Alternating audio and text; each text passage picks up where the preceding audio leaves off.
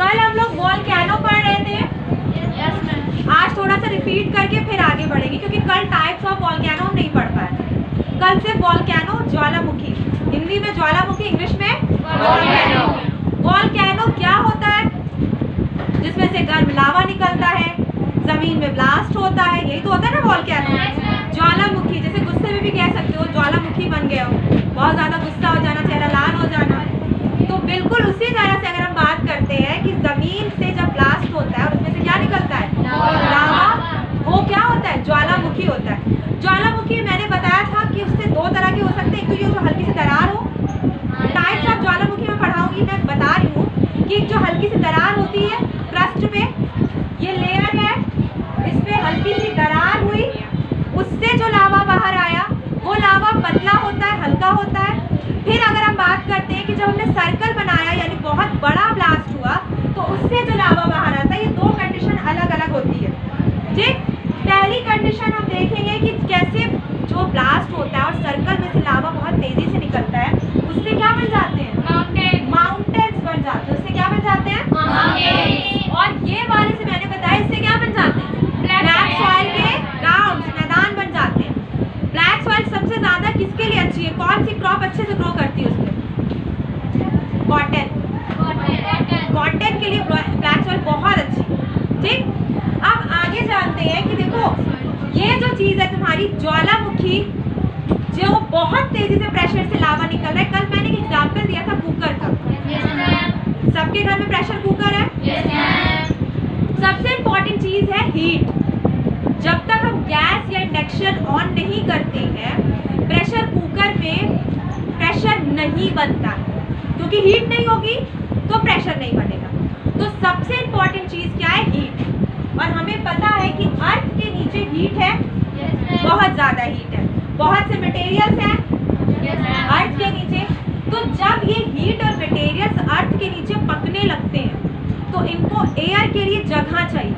जैसे कुकर में सीटी लगी होती है तो वो एयर को बाहर कर देती है, वैसे अर्थ पे तो कोई सीटी लगी नहीं है।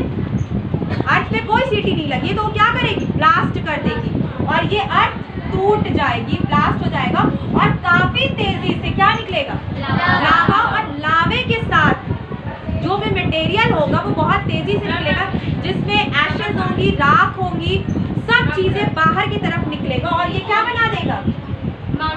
माउंटेन बना देगा। क्लियर?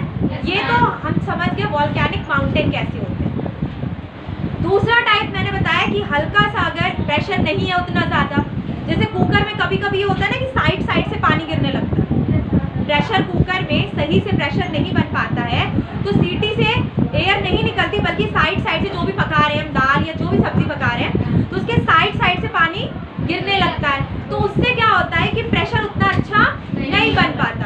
तो सेकंड कंडीशन ये होती है कि वॉल जो हमारी अर्थ है, अर्थ में होल नहीं होता, ब्लास्ट इतना बड़ा नहीं होता, बल्कि अर्थ में हल्का सा क्रैक हो जाता है, और उस क्रैक से मैग्मा या लावा बाहर आता है। क्लियर?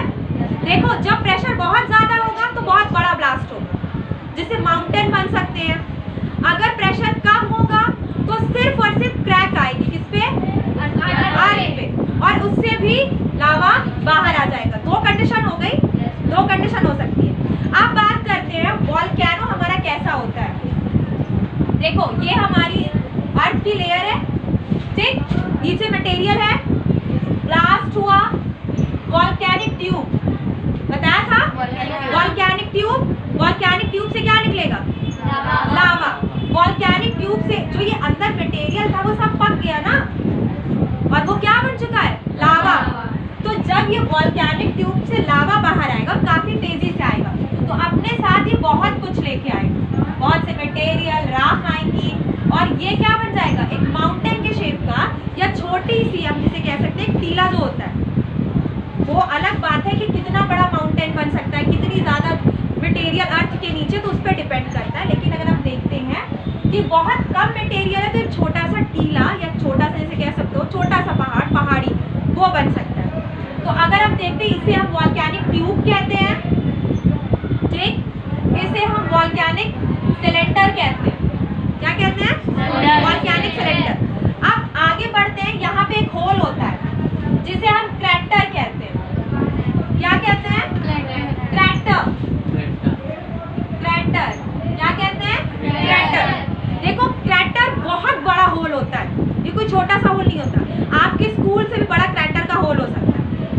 अब देखो क्रैटर का इतना बड़ा जब होल होता है तो कुछ टाइम के बाद वॉल्केनो में से लावा निकलना बंद हो गया, पानी बरसा, क्रैटर में पानी जम गया। जैसे गड्ढे होते हैं, गड्ढों में पानी भर गया तो क्रैटर में क्या भर गया? पानी भर गया। उससे हम कहेंगे क्रैटर झील। इसे क्या कहेंगे? क्रैटर झील। ठीक, यहाँ तक समझ में आया?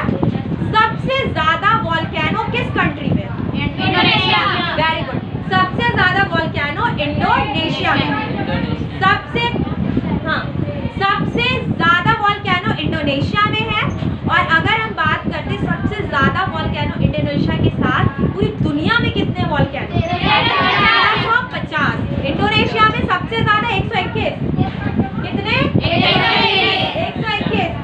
और 1350 कहाँ है? पूरी दुनिया में एक एवरेज बताया है मैंने। पूरी दुनिया में 1350, इंडोनेशिया में 121 वॉल्केनो है। अब आगे बढ़ते हैं, टाइप्स ऑफ वॉल्केनो पढ़ते हैं। वॉल्केनो के टाइप कितने होते हैं? तो टाइप के अकॉर्डिंग वॉल्केनो के 3 टाइप्स होते हैं। टाइप के अकॉर्डिंग कितने होते हैं? 3 टाइप्स होते हैं। फर्स्ट टाइप्स का जो वॉल्केनो होता है उसे हम कह सकते हैं एक्टिव वॉल्केनो। उसे क्या कह सकते हैं? Active volcano. फर्स्ट टाइप होता है हमारा एक्टिव, या हिंदी में कह सकते हैं सक्रिय। Active volcano. Active volcano first type. Second type आपका होता है डोरमेंट वॉल्केनो, जिसे आप कह सकते हैं हिंदी में प्रसुप्त। अब थर्ड होता है तुम्हारा कूल या काम, जिसे कह सकते हैं हम कूल या काम, शांत। ये 3 टाइप के वॉल्केनो होते हैं। एक्टिव वॉल्केनो नाम से कुछ समझ में आ रहा है? हमेशा एक्टिव रहेगा, हमेशा एक्टिव। उसमें से मैग्मा, लावा हमेशा निकलता रहेगा। फर्स्ट वाले मैंने कहा एक्टिव वॉल्केनो, वो वॉल्केनो जिसमें से हमेशा लावा निकलता रहेगा, ये कभी बंद नहीं होगा।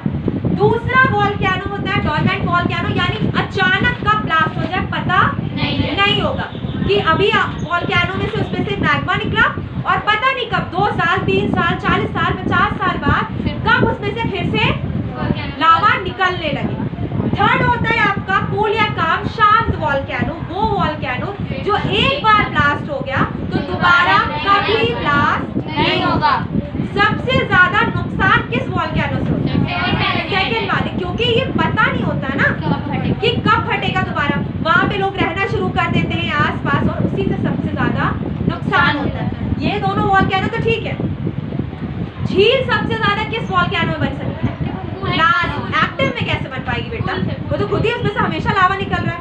तो एक्टिव वॉल्केनो में झील नहीं बन सकती ना, उसमें पानी जमना चाहिए।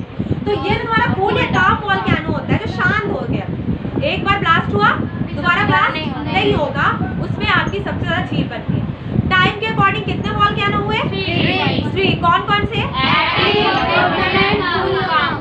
सबसे ज्यादा नुकसान आपको प्रसुप्त ज्वालामुखी से होता है। वो ज्वालामुखी, वो वॉल्केनो जो एक बार ब्लास्ट हुआ और नेक्स्ट टाइम पता नहीं कब ब्लास्ट हो जाए। फर्स्ट वॉल्केनो एक्टिव वॉल्केनो, जो एक बार ब्लास्ट हो गया तो उसमें से हमेशा लावा बाहर निकलता रहेगा। थर्ड वॉल्केनो, वो जो एक बार ब्लास्ट हो गया तो दोबारा कभी ब्लास्ट नहीं होगा। तो ज्वालामुखी समझ में आया? देखो ज्वालामुखी से भी अर्थक्वेक्स आ सकते हैं, ज्वालामुखी की वजह से भूकंप आ सकते हैं। भूकंप की कई वजह होती है। देखो भूकंप की मेन वजह जो होती है वो प्लेट का टकराना।